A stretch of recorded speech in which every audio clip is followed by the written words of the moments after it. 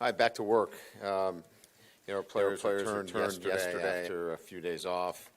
As a staff, certainly we got a chance to do some recruiting and then, get ourselves ready for, really a gauntlet.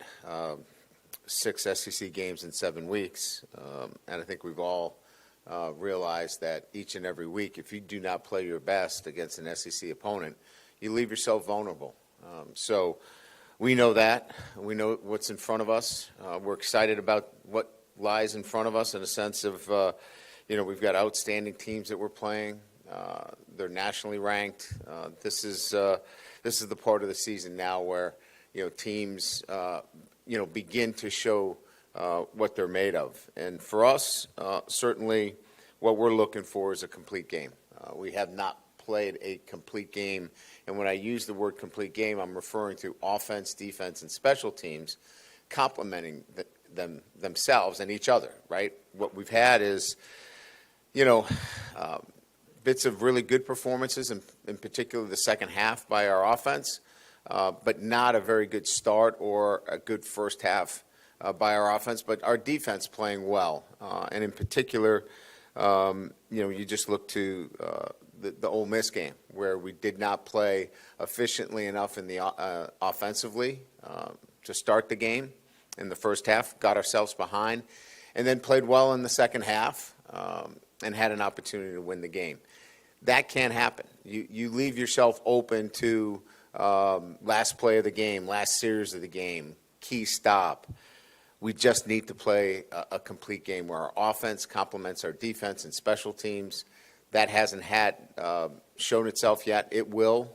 We've worked hard on that. Our players have committed to that.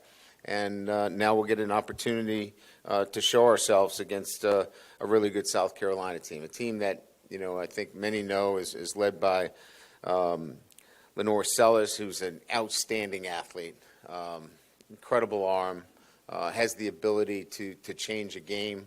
We saw what he did against us last year. Certainly somebody that we have to make sure does not wreck the game for us.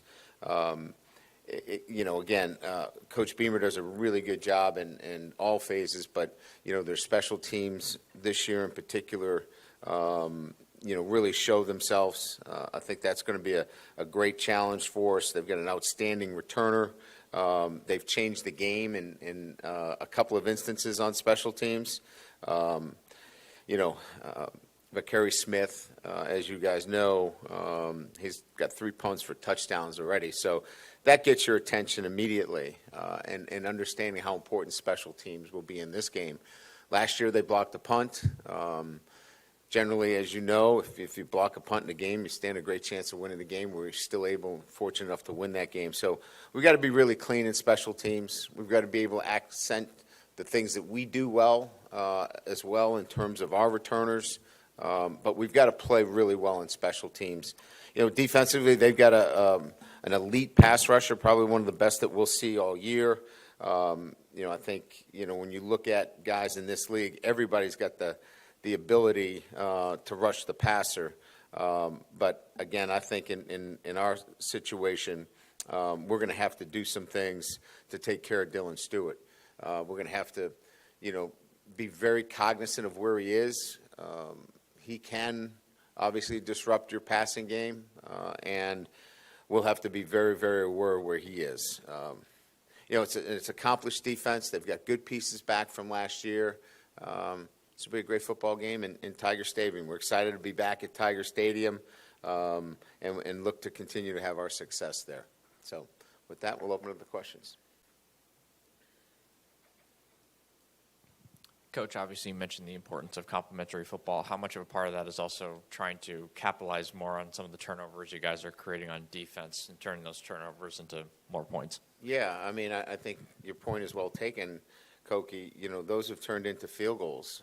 We need to turn those into touchdowns. I don't know that they've been empty possessions, but they haven't been impactful possessions for us offensively. And so, yeah, that's part of this, right? This is about playing more consistent football offensively for 4 quarters and then taking advantage of your opportunities, whether it be special teams, which they have, turnovers, which they have, and we're going to have to continue to do that or get to that level if we want to have the success we're talking about. Brian, just a general health update. Could you kind of give us updates on Weston, Paul, and Caden? Maybe anybody else that you think might be questionable? I think we list Weston is a go, Caden is a go, Nuss is a go, Paul is questionable, and Anderson is a probable. Those are our guys on the report right now. Right. We've seen Alex Atkins sitting next to Joe Sloan in the press box. Can you kind of work through what his role is on game day, and is he influencing play calling or anything like that with Joe working together? Yeah, they're collaborating. In particular, Alex has been assigned the run game, and I think that collaboration occurs. I can hear it on the headsets. They work well together, and that's why, I've said this before.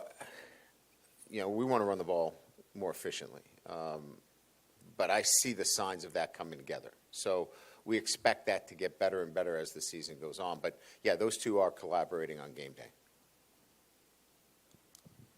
Coach, last week you talked about wanting to see some differences in the passing game.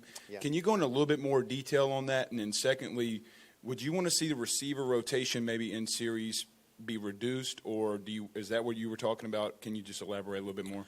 I think last week or 2 weeks ago, you saw less personnel moving in and out of the game at the wide receiver position. We were setting almost every play for a particular player, and in some instances that's good, but sometimes you don't get the flow of the game, right? There's two things going on. So I think we felt more comfortable what the rotation was last week in terms of our receivers being in and out of the game. And look, I think at the end of the day, it's more explosive plays. We were 1 of 7 when we threw the ball down the field. We've got to hit some of those shots that we came up short on. Those are big plays that usually led themselves for us to touchdowns. So big plays down the field, we've got to hit on those. And then I think finding a nice rhythm offensively where we're not, going over the boards every time, on a shift change.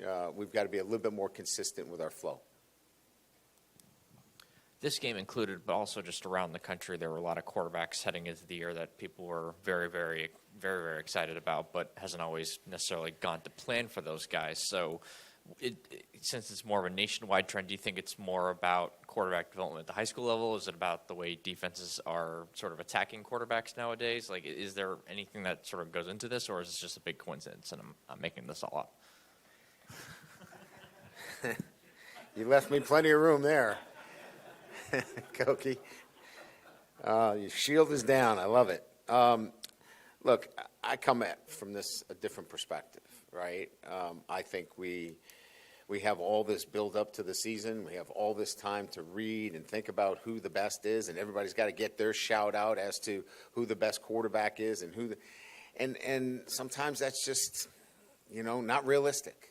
I think what I'm more interested in is let's be a little bit more patient. Let's see how this thing plays out. We got a big stretch of games in front of us. Whatever your narrative is on our quarterback, so be it. You earn what you get in everything you do in life. But there's so much in front of us. So I just think maybe the lesson is in everything we do in life, let's be a little bit more patient. Let's wait till all the facts get out. Let's be a little bit more interested in what this process looks like than trying to get out with some kind of announcement right out of the gates. That's just my opinion. This probably dovetails into that, but last week some unsettling news regarding Kyron Lacey's situation there. Just him having been a part of this team. What were your thoughts on that, and will you use it to address the team regarding it now? No, look, and it does. It kind of follows up on Koki's question is that, I thought that this is a process that takes time. I think I said back in, when this occurred that let's wait until all the information comes out. Because for us to make these, universal statements early on, it doesn't serve anybody well. And so, I don't have any facts here. I'm following it just like you guys are. Let's just be patient and make sure that all the information gets out. He's loved by us, was loved before, and is loved after. So, there's not really a need to talk to our team. They follow it. They love Kyron. He was a great teammate. And he's going to be missed. Coach, how did Nuss respond to last week, and what do you think you'll have for him this week in preparation for the game? Yeah, I mean, he's like I said, I mean, he's feeling better and better. We didn't do a lot with him last week. We wanted to use that as a recovery week for him. Obviously he did a lot with VR, stayed involved in everything that we're doing, run game checks, blitz checks, things of that nature. But we just cut him down from, the throwing. Obviously we're going to go out today. We'll get a bonus day in terms of being able to practice today. So our expectations after talking to him is he feels good and he's ready to go.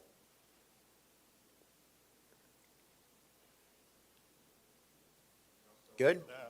We're not letting you out of here that quick. All right. I was hoping. Go ahead, Matt. Whenever Gabriel Elliford was injured, we talked about some of the guys that might rotate behind him. Against Ole Miss, Dylan Carpenter only played 9 snaps. Is there an expectation that that might increase, or are you primarily going to run with the 3 guys? I think it's a game-to-game situation. We trust Dylan, but there's certain situations we want to match those 3 players up in the game. And I think that the way the game was playing, we felt more comfortable with that 3-man rotation. Dylan's in that opportunity to be a guy that plays more, but I think it's going to be game-to-game. Without tipping your hand too much, I mean, were there any other light bulb moments in your self-scout over the bye week that you were like, okay, yeah, this is obviously something we need to look at and figure out? No, I think there would all, we've been so much better in the second half than the first half. From an offensive perspective, play a little bit more to our strengths, and really, like I had mentioned, much more of an efficient 4 quarters of offense is what's needed. There's no major changes. There's no, hey, we're going to go to split back veer or do something crazy here. We have to be more efficient in our passing game. We've got to hit shots down the field. And then we have to be much more efficient with the run game. So we've been working hard on it. Our guys have. I'm proud of the way they really locked in last week in a bye week. And my expectations is this offense is going to continue to get better week after week. With a guy like Sellers this week, how do you feel like this team has improved, particularly when it comes to stopping, running quarterbacks, athletic quarterbacks? Yeah, like him? I mean, that's the first question that you would expect to hear. Last year, Sellers, when he was in, hurt us running the football. So first and foremost, we have to have a plan in place to stop the quarterback run. And then you got to keep him in the pocket. He operates best when he's outside the pocket. So, discipline in our pass rush lanes, having a solid scheme up front to take away the quarterback run. And then, let him be who he is, right? I mean, he's a quarterback with great talent. He makes plays outside the pocket down the field. We've got to avoid the big chunk plays that are not scripted. And so, he's a major focus of what we're doing this week. In the off week, in the self-scout, when you look at the offensive line, what are you seeing there? Are they getting close, or, how can they get this running game going?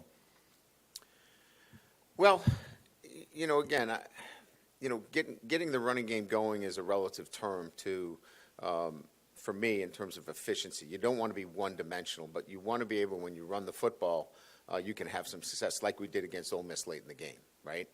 How do you carry that to, where we're going to bludgeon people up front? That's not who we are right now. But we need to have a running game that keeps you honest, that you can't, put 5 guys in the box and cover down with 7 others.